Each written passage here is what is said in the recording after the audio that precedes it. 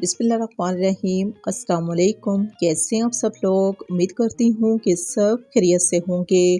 तो आज हम बनाएंगे बहुत ही मज़ेदार कद्दू गोश्त रेसिपी, जिसे हम तैयार करेंगे घर के 3 से 4 मसालों के साथ बिल्कुल देसी तरीके से।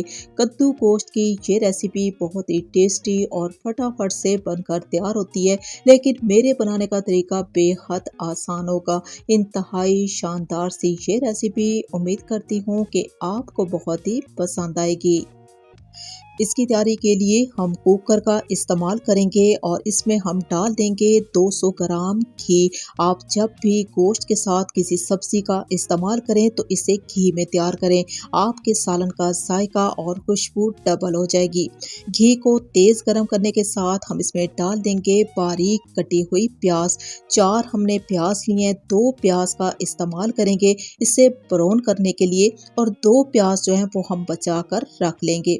साथ ही हम इसमें डाल देंगे कुछ खड़े मसाले। 1 बड़ा चम्मच भर के लेंगे साबुत काली मिर्च, 1 बड़ी इलायची, आधा चम्मच लेंगे जीरा, 2 हम लेंगे दालचीनी के टुकड़े।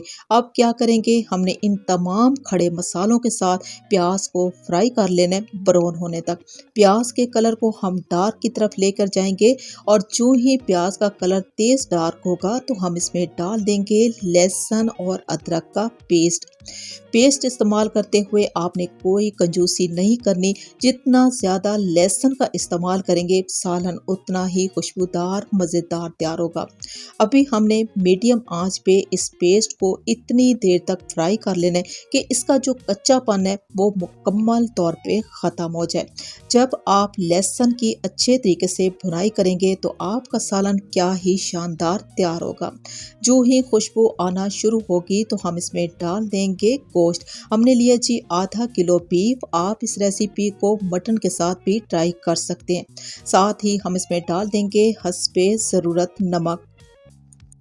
अभी हमने गोश्त को नमक, प्याज और लहसुन अदरक के पेस्ट के साथ इतनी देर तक फ्राई कर लेना है कि गोश्त का जो कलर है वो मुकम्मल तौर पे ब्राउन हो जाए।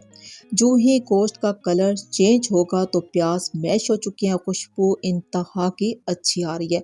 अब इसी गोश्त वाले मसाले में हम डाल देंगे बारीक कटे हुए टमाटर और साथ ही हम इसमें डाल देंगे कच्ची प्याज। 4 हमने प्याज लिए हैं तो 4 ही टमाटर लेंगे।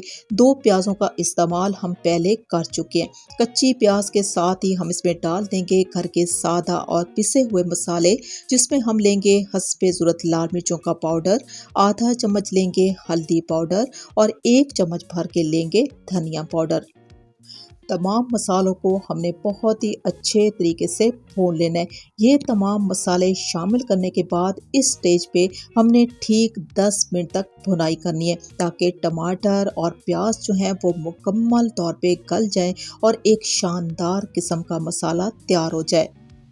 गोश्त के इस मसाले को बहुत ही शानदार और बहुत ही खुशबूदार तैयार करने के लिए हमने कोई कमी नहीं छोड़ी।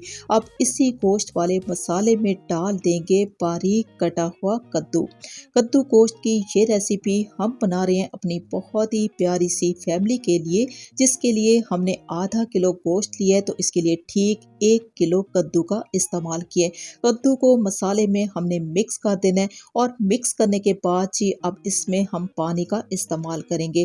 पानी का बहुत ज़्यादा इस्तेमाल नहीं करना, क्योंकि कद्दू में भी पानी मौजूद होता है। हम लेंगे 1 बड़ा गिलास भर के पानी और कद्दू गोश्त की इस रेसिपी को हम हल्के से शोरबे और तरी के साथ तैयार करेंगे।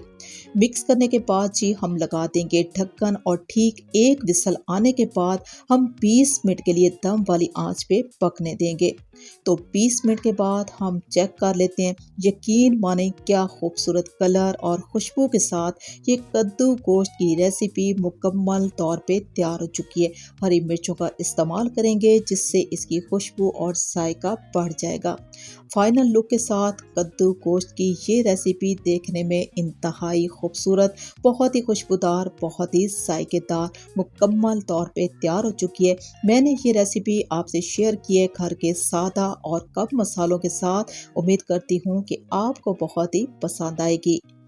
मेरी ये रेसिपी आपको अच्छी लगी हो तो रिक्वेस्ट है कि चैनल को सब्सक्राइब कर लें और मेरी वीडियो को लाइक और शेयर ज़रूर कर दें, क्योंकि आप लोगों का प्यार ही हमारी सपोर्ट है। इजाज़त चाहूँगी। अल्लाह हाफ़िज़।